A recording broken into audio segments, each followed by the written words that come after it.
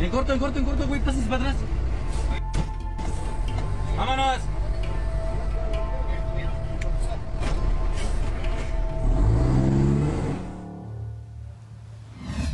Un nuevo asalto en las carreteras del país ocurrió esta madrugada en la México-Querétaro, muy cerca de la caseta de Jilotepec, Estado de México. Como pudimos ver en la imagen, los asaltantes usaron un camión para bloquear el paso del tráiler. Luego bajaron para amenazar al conductor y poder llevarse el vehículo con toda la mercancía y hasta el chofer, de quien, por cierto, hasta el momento se desconoce su paradero. Así iniciamos Imagen Noticias de miércoles. Acompáñenos.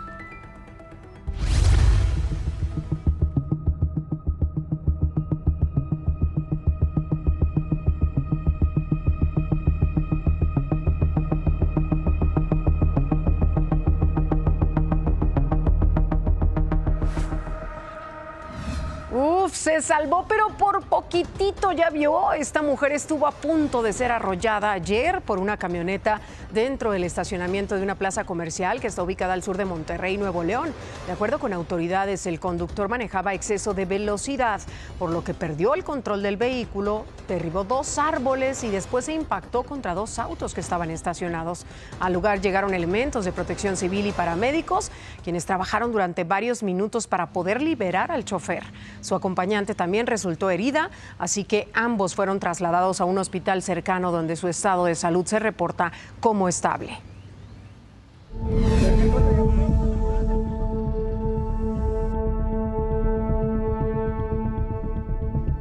El sujeto se tornó repentinamente más agresivo, levanta su arma y dispara en 2 ocasiones, lesionando así al agente negociador.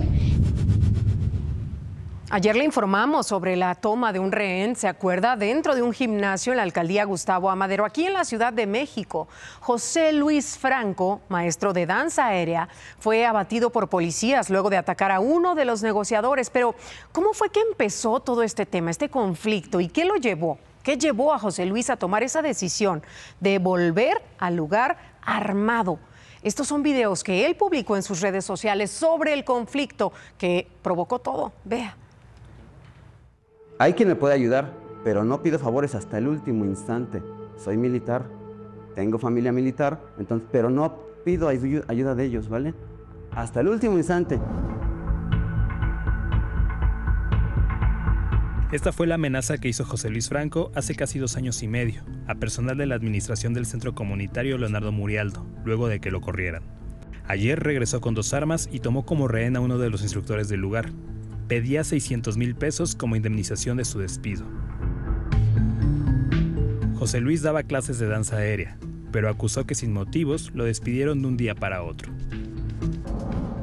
Si te estoy aguantando, es por el pago. Pero el padre me dijo, no te acoplas, te vas. ¿Seguro? Sí, seguro. Y te voy a dar 15 días para que te vayas del salón. Yo ya no te quiero aquí. ¿Vale? ¿Si es tu decisión? Esa es mi decisión. Yo ya no quiero trabajar contigo.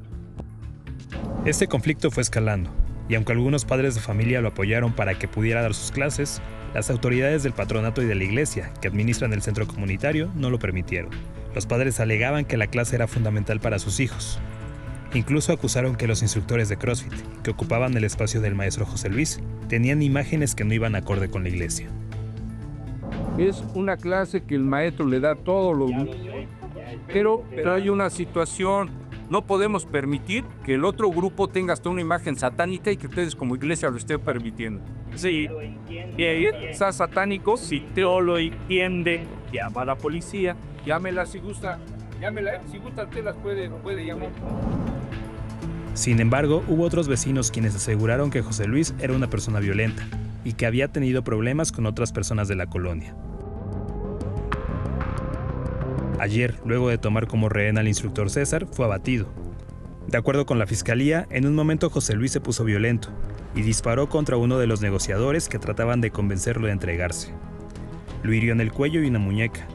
Esto provocó que policías de la Ciudad de México le dispararan en la cabeza. Créeme, a mí me vas a dar en la torre. Así te lo digo, a mí me vas a dejar sin nada. ¿Y quieres eso? Nada más dime así de frente. ¿Me quieres dejar sin nada?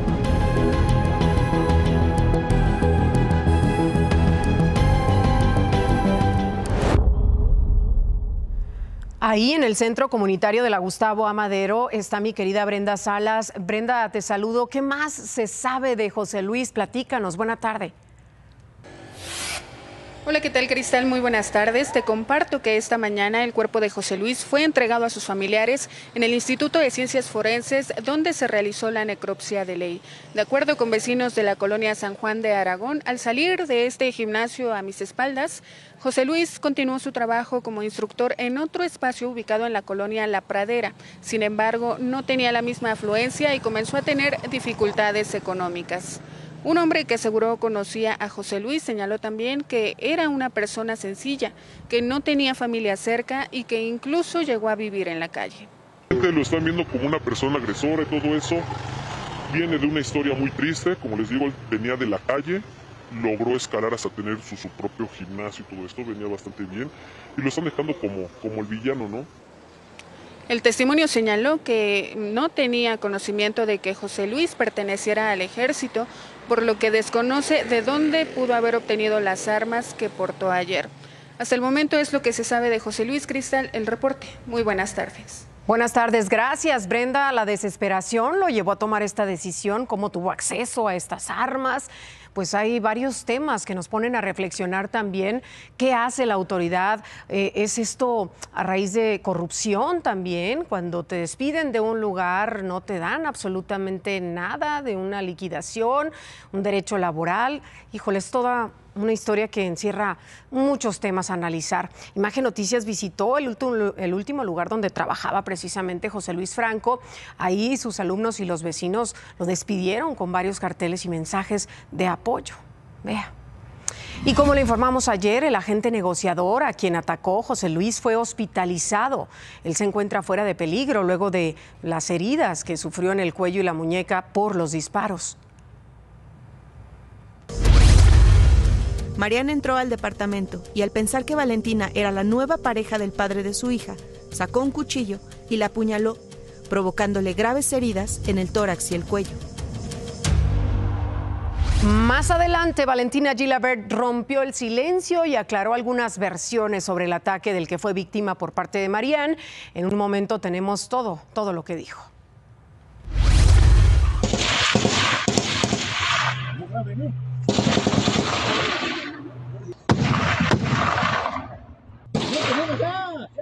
¡Ahí quédate!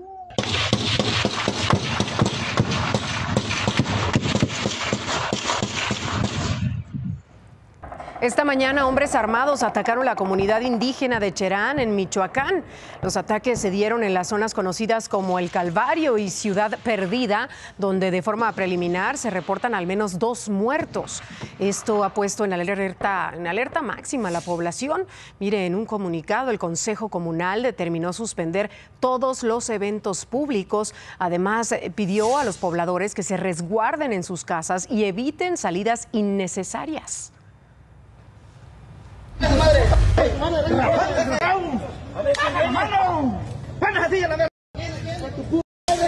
Me quitaste 2,000 pesos,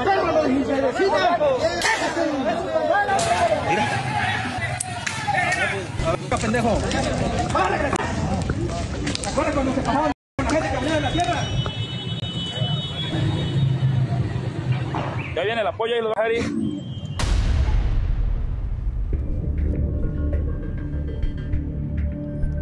Violenta protesta de los habitantes del municipio de Tezonapa en Veracruz.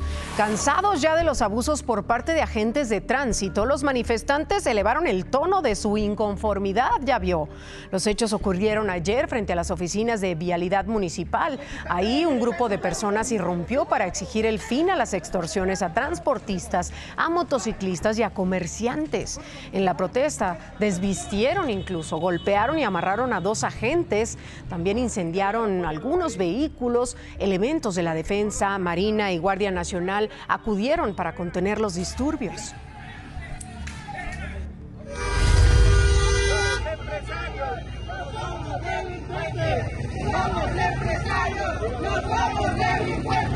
¿Cuánto vas a vender con 50 metros al mes? Que no mamen. Señores empresarios,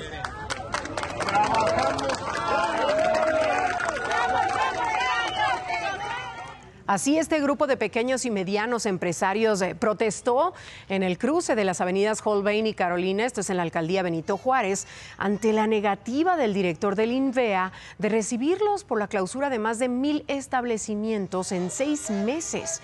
Los inconformes acusaron al Instituto de Verificación Administrativa de actuar como terrorista y cerrar negocios por un sinfín de pretextos que en su mayoría involucra el uso de suelo. Denunciaron que las multas van de los 45,000 pesos por clausura hasta los 250,000 por reapertura.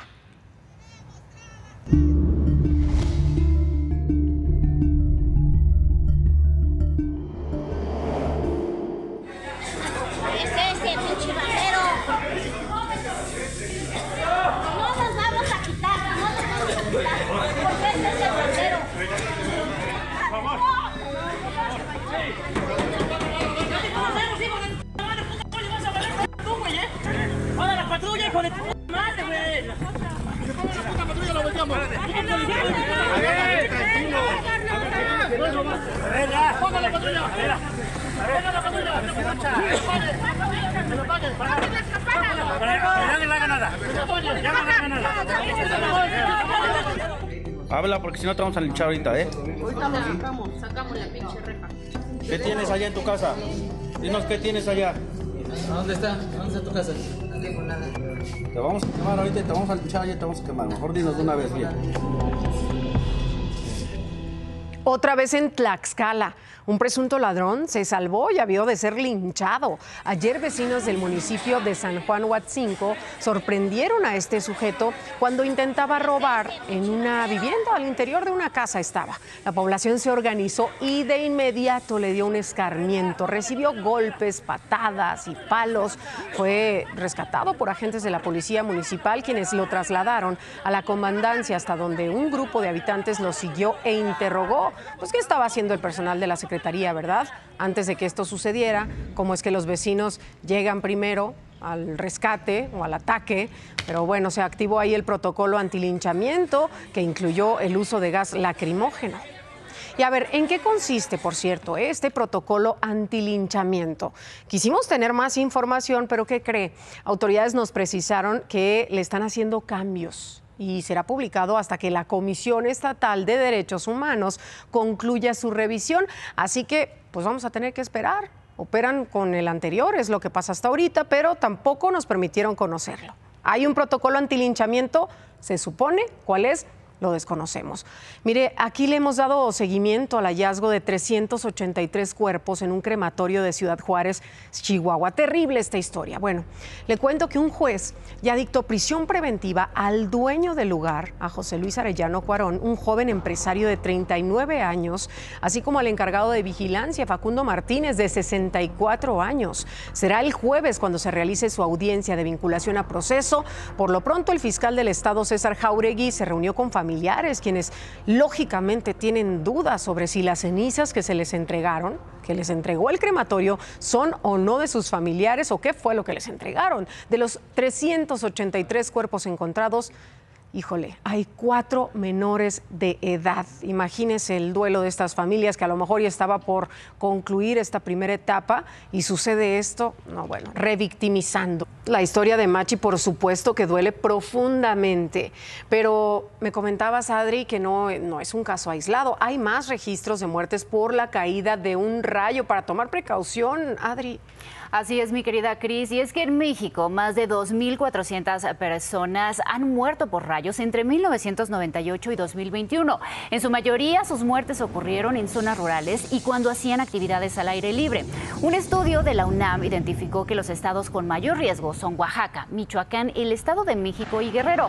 Algunas recomendaciones de clave que les podemos dar es que si están al aire libre y escuchan truenos, busquen un refugio de inmediato y eviten estar cerca de árboles, postes o estructuras metálicas.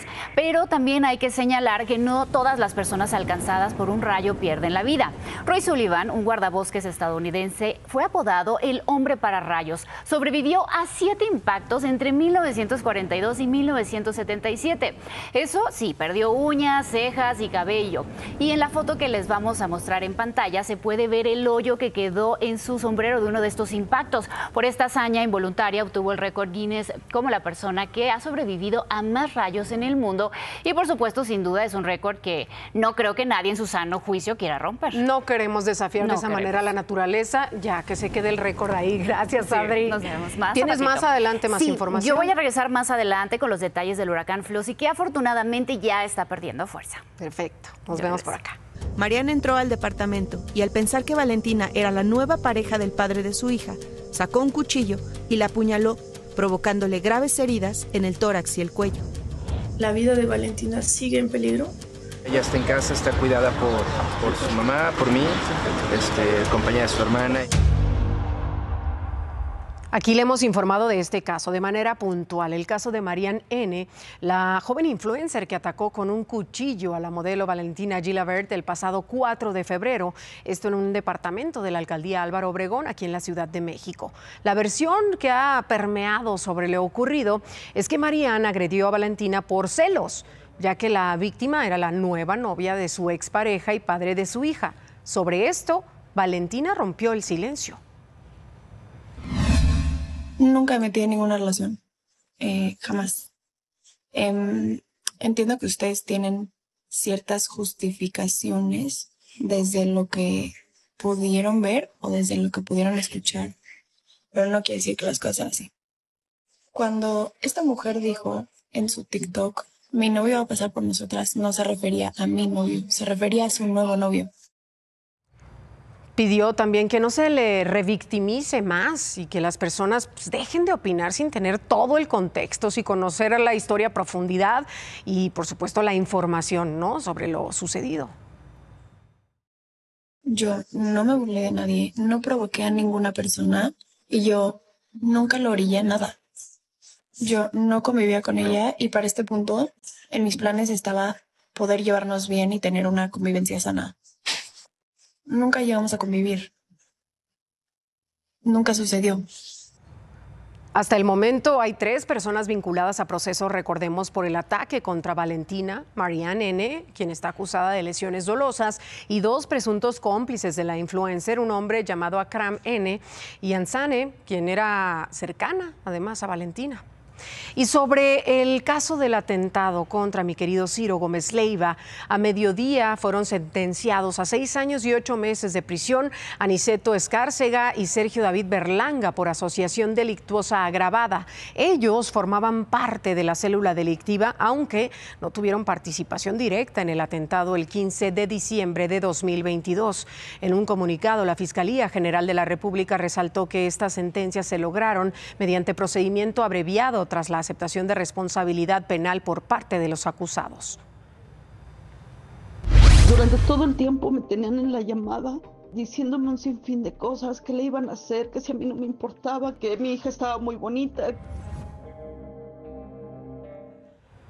Lo prometido es deuda. Ayer le adelantábamos un poco de este caso y en unos minutos tendremos el testimonio de una madre quien fue víctima del secuestro de su hija. Los delincuentes tuvieron un plan tan sofisticado que le hicieron creer que el rapto era real. Ya verá qué historia y también para que tenga precaución y no caiga, por favor.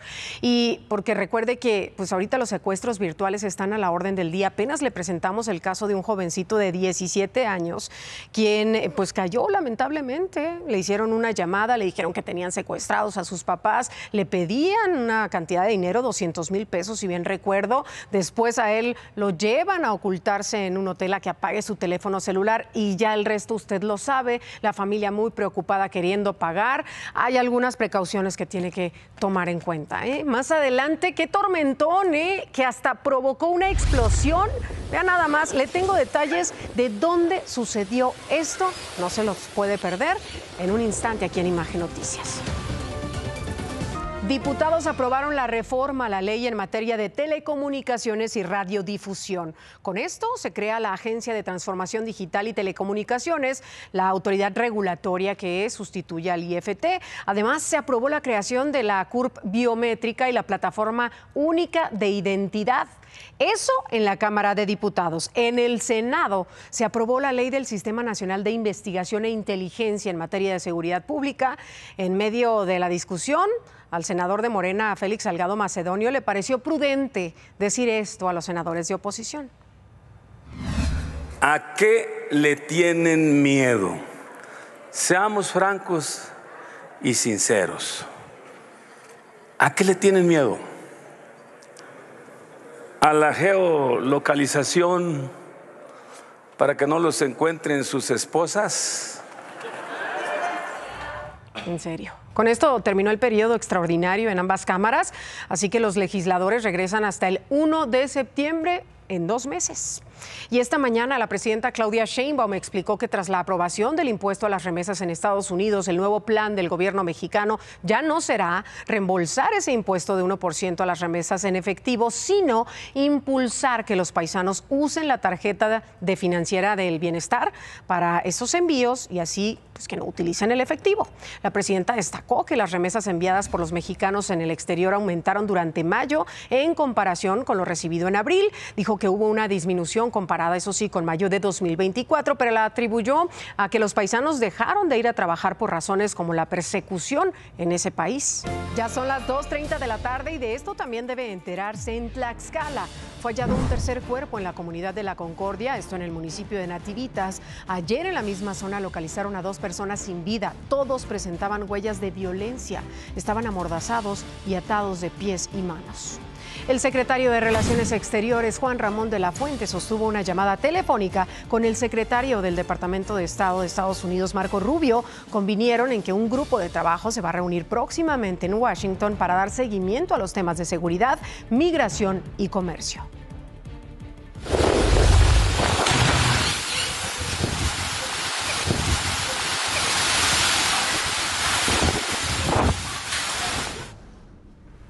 Sí, explotó un transformador eléctrico. Y es que ayer una impresionante tormenta afectó la localidad de Maripa, en Sinaloa, donde se ubica ahí como a 3 horas de Culiacán, aproximadamente a 1 de Guasave. En este video los habitantes captaban el fuerte viento acompañado con lluvia y como usted lo vio, ahí está el momento del estallido que también lograron capturar. Y ayer le platiqué que en Chihuahua ni las inundaciones respetaron a los muertos, pues sigue por allá la contingencia, ahora en el sur de la capital, y por allá está mi querida Dayana Maínez. Cuéntanos más, Dayana, buenas tardes.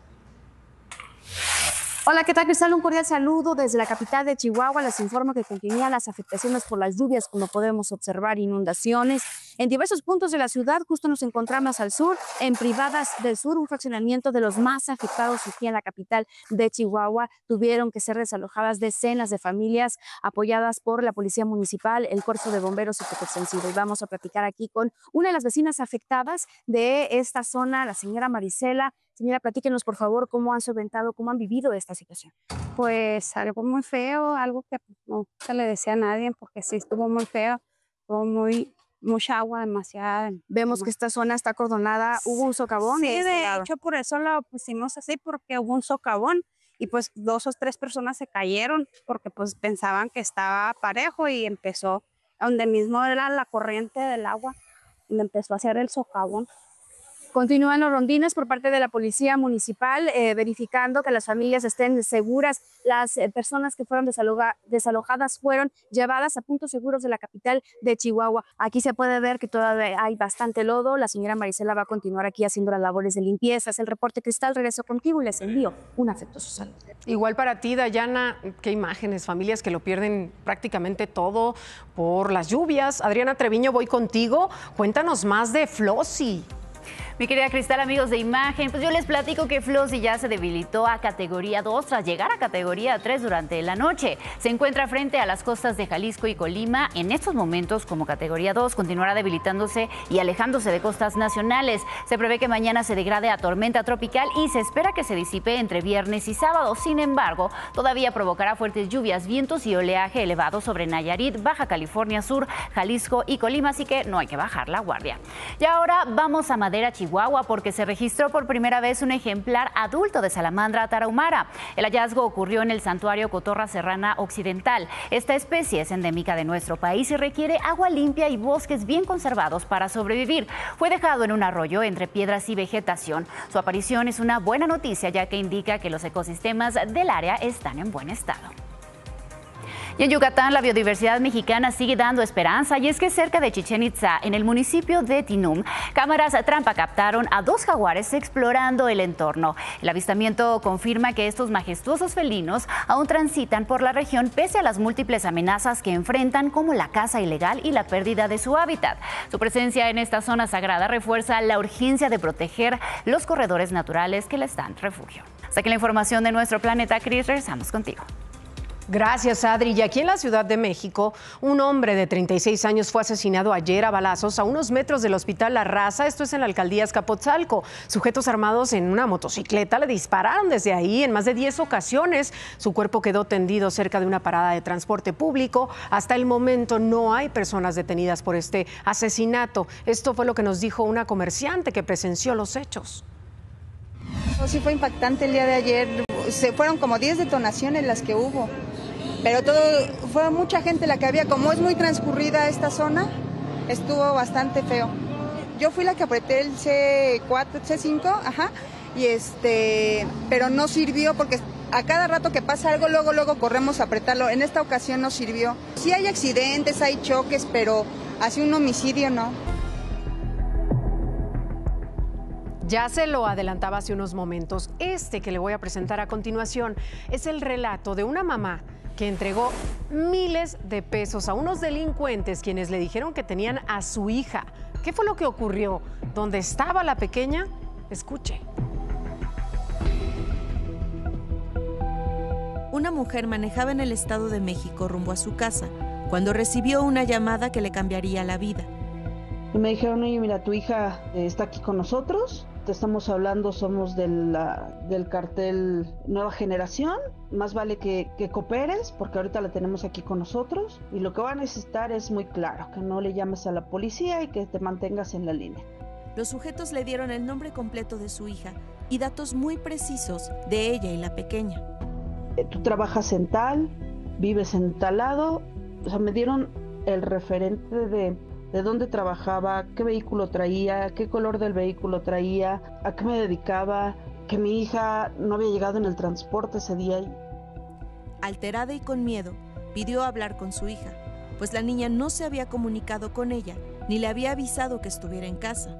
En ese momento me la comunicaron, escuché su voz, creí que por lo alterada que ya estaba, pues obviamente me había confundido, entonces con mi hija tengo ciertas maneras de hablar con ella, y claramente me dijo, mamá, hazle caso al señor, yo aquí te espero, apúrate. Ella me contestó igual, la manera en la que ella y yo nos hablamos, entonces entendí que efectivamente ellos la tenían. Tras realmente comunicarle a la niña, le dieron un número de cuenta donde debía depositar dinero para seguir hablando con ella y saber que seguía con vida. Al mismo tiempo que los mantenía en línea, con el teléfono de su trabajo llamó a su esposo, quien le dijo que tampoco él sabía nada de la pequeña. Rápidamente, le contó que unos hombres aseguraban tenerla secuestrada, al mismo tiempo que los extorsionadores la amenazaban por mensajes de texto. Cuando el esposo llegó a la casa, se dio cuenta que su hija no estaba y además había cajones abiertos. Ahí, ambos creyeron que el secuestro era real. Mientras manejaba rumbo a su casa, la madre se detenía para hacer depósitos en diferentes establecimientos y así poder hablar con su hija.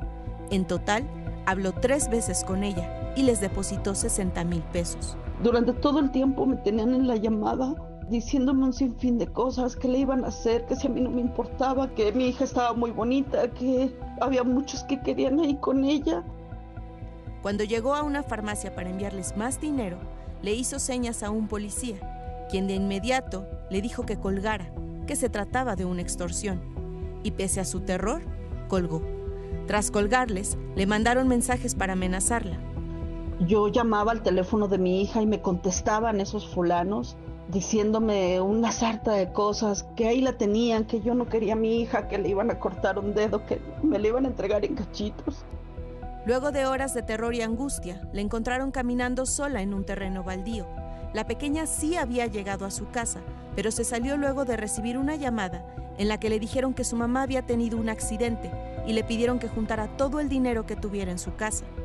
Cuando la niña caminaba por la calle, una señora, cómplice de los extorsionadores, ofreció llevarla al hospital y manejó sin rumbo mientras le sacaban dinero a su madre. Los sujetos respondían su teléfono porque lo habían hackeado y triangulaban las llamadas para hacerlas hablar. Pero luego de 6 horas y al darse cuenta que no lograrían obtener más dinero, abandonaron a la niña de tan solo 10 años. Ella nos contó que a partir de ese momento los teléfonos de toda su familia están bloqueados para no recibir llamadas de números extraños.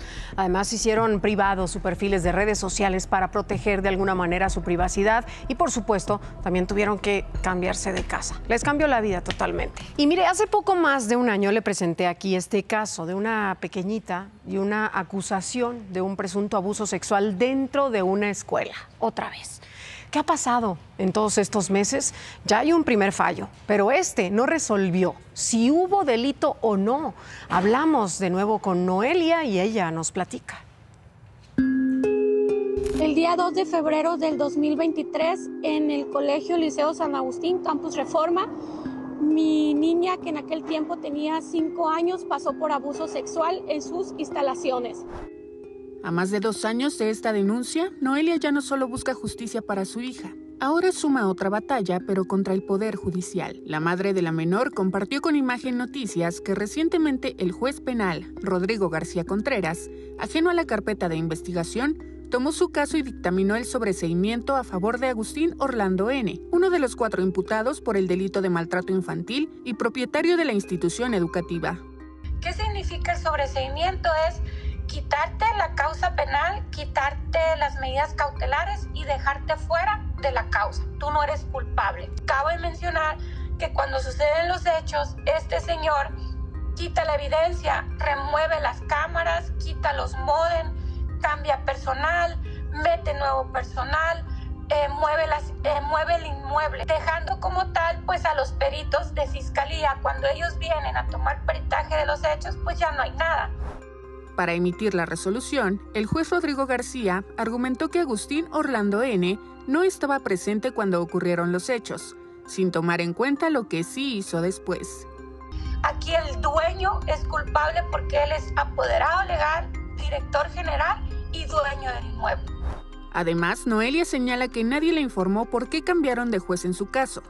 Por esto presentó una denuncia ante la Fiscalía Anticorrupción de Sonora, donde ya se investiga si existe alguna relación entre los jueces con los acusados.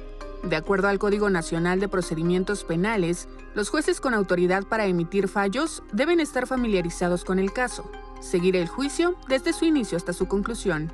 Ya se metió a apelación y queremos revocar el sobreseimiento. Noelia también señala que el actual abogado del Colegio Liceo San Agustín es Eugenio N., un ex juez del Supremo Tribunal de Justicia del Estado de Sonora, quien presuntamente tiene conexiones con el juez que dictó la resolución. Siendo los dos ex jueces penales, pues ni modo que no se conozcan, estaban en las mismas aulas, llevaban audiencias. Es evidente que algo sucedió ahí. 4 personas están señaladas como responsables del delito de maltrato infantil. Uno es Agustín Orlando N., dueño del Colegio Liceo San Agustín. Sofía N., maestra titular del grupo donde cursaba la menor, está vinculada a proceso, mientras que Katia N., directora del preescolar, y Citlali N., coordinadora, esperan todavía audiencia de imputación. ¡Qué pendejo! Chingas a tu madre, chingas a tu madre. Tu pinche celular mételo en el culo, pendejo. ¿Por qué tanta agresión? ¿Y por qué se me mete? Por un incidente. No te vi mis huevos. Un incidente. No te vio. Está pendejo. No te vi, no debes manejar. Estás mensa. Ching, métete el celular en el culo, pendejo. Pues usted tampoco salga mejor, ¿no? Si anda así con este genio, con esta actitud por la vida. Este video no ha dejado de dar la vuelta a las redes. ¿Qué le está pasando? ¿Qué le pasa a este sujeto? Híjole, así insultó este fin de semana a una conductora y a su mamá porque accidentalmente invadieron su carril por un momento en la avenida Guadalupe González, ahí en la ciudad de Aguascalientes. Pese a que la joven que iba manejando aceptó su error y ofreció una disculpa, este sujeto ya vio, la siguió por varios minutos para insultarlas y aventarles el coche, lo que pudo, claro, provocar ahí sí un accidente. La joven agredida se llama Astrid. Esta mañana platicamos con ella sobre este incidente y nos dijo que al ver que el tipo la seguía, lo primero que hizo fue darle su celular a su mamá para que grabara en caso de que esta situación escalara. Volteo al retrovisor y miro que el coche se cambia de carril para seguirme. Entré yo en pánico, me dio miedo, me asusté, no supe cómo iba a reaccionar y aceleré. Astrid también nos comentó que al llegar a un tope el sujeto se les volvió a emparejar y fue ahí cuando su mamá trató de tranquilizarlo, pero no lo logró. Yo ya no sabía qué iba a pasar porque vi la actitud, la conducta de la persona que no estaba como en sus 5 sentidos. Y yo pitaba, dije, a ver si alguien me auxilia o escucha alguna patrulla. No encontré apoyo de nadie, que a pesar de que había pedido una disculpa, se me fue negada y, o sea, fui agredida. Astrid señaló que jamás imaginó que este tipo de situación, y pese a que aceptó su error y trató de disculparse, pues terminaría así, con un sujeto persiguiéndola como loco por varios minutos. Y ahora vea esto que ocurrió en Chetumal. Es una mujer que iba cruzando la calle con una bicicleta y corrió, mire, para ganarle el paso a los coches, pero como vimos, pues no lo logró. Fue arrollada, ahí está el momento, por esta camioneta que iba a exceso de velocidad. La persona que conducía la camioneta se dio a la fuga. Esto pasó en las calles de Efraín Aguilar e Independencia. El conductor de la camioneta sigue prófugo. Atentos, por favor, hay que respetar, por supuesto, las señalizaciones, los semáforos. Si tenía el siga ella, hay que ver una serie de factores ahí, pero terminó pues así, ¿no? En esta situación. Y antes de despedirnos, fíjese, quienes trabajamos aquí en Grupo Imagen queremos unirnos en este momento a la pena que embarga a nuestro compañero Ángel Galeana, corresponsal en Guerrero, por el sensible fallecimiento de su papá, el señor Amadeo Galeana Moreno. Un abrazo, mi querido Ángel, para ti, para tu familia, todo el equipo. Estamos contigo, descanse en paz tu papá y te abrazamos con mucho cariño hacia la distancia. Así llegamos al final del espacio informativo. Gracias por su compañía. Se quedan con mi querido Gustavo Adolfo Infante y todo su equipo en De Primera Mano con la mejor información del espectáculo. Y mañana tenemos una cita. Lleguemos puntuales a las 2 aquí al 3.1.